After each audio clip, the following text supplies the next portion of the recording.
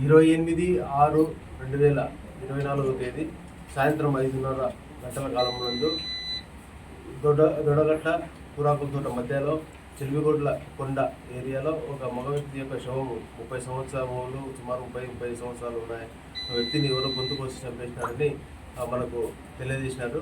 అందులో భాగంగా నేరస్థలంకు విజిట్ చేసిన తర్వాత అక్కడ ఎవరు ఆ వ్యక్తి గురించి విచారిస్తే కూరాకుల తోటకు చెందిన ఓనర్స్వామిగా అతన్ని గుర్తించడం జరిగింది. అతన్ని తల్లి ఫిర్యాదు మేరకు కేసు నమోదు చేసినాము.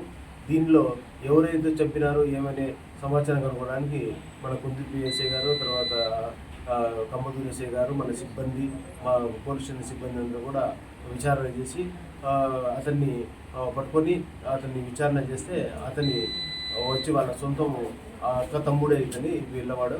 వాళ్ళ అక్క తమ్ముడు ఆర్థికంగా ఇబ్బందుల వల్ల కానీ ఉన్నాయి, దానికి అమౌంట్ ఇచ్చేదాని విషయంగా, తర్వాత వాళ్ళ డిసీజ్డ్ వైఫ్తో చనువుగా ఉన్నాడని మందులిస్తున్నందుకు ఇవన్నీ ఉన్నాడనే ఉద్దేశంతో అతన్ని గొంతుకు వేసి చంపేసి అక్కడ పడేసి వెళ్ళిపోయినాడు.